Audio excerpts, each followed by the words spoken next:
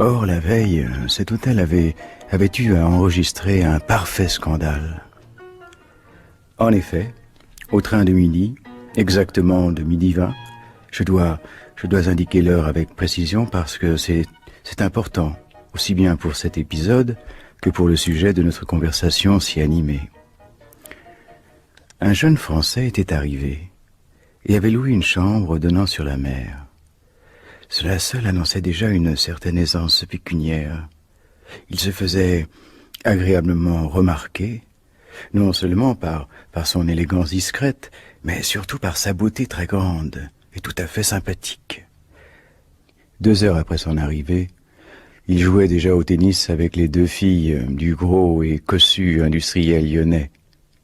Annette, âgée de 12 ans, et Blanche, qui en avait 13, et leur mère, la fine, délicate et très réservée Madame Henriette, qui regardait en souriant doucement, avec quelle coquetterie inconsciente, les 2 fillettes, toutes novices, flirtaient avec le jeune étranger.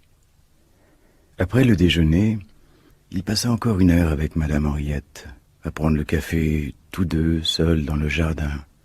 Il rejoua au tennis avec ses filles et conversa dans le hall avec les époux allemands. À 6 heures, en allant poster une lettre, je le trouvai à la gare. Il vint au-devant de moi avec empressement et me raconta qu'il était obligé de s'excuser car on l'avait subitement rappelé, mais qu'il reviendrait dans 2 jours. Effectivement, le soir, il ne se trouvait pas dans la salle à manger, mais c'était simplement sa personne qui manquait, car à toutes les tables, on parlait uniquement de lui, et l'on vantait son caractère agréable et gai. Pendant la nuit, il pouvait être 11 heures, j'étais assis dans ma chambre en train de finir la lecture d'un livre, lorsque j'entendis tout à coup par la fenêtre ouverte des cris et des appels inquiets dans le jardin, qui témoignaient d'une agitation certaine dans l'hôtel d'à côté. Plutôt par inquiétude que par curiosité, je descendis aussitôt, et en 50 pas, je m'y rendis pour trouver les clients et le personnel dans un état de grand trouble et d'émotion.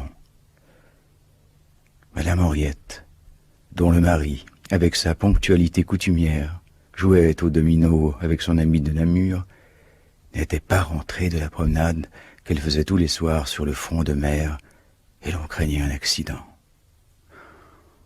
Comme un taureau, cet homme corpulent, d'habitude si pesant, se précipitait continuellement vers le littoral, et quand sa voix, altérée par l'émotion, criait dans la nuit « Henriette! Henriette !» Ce son avait quelque chose d'aussi terrifiant et de primitif que le cri d'une bête gigantesque frappée à mort.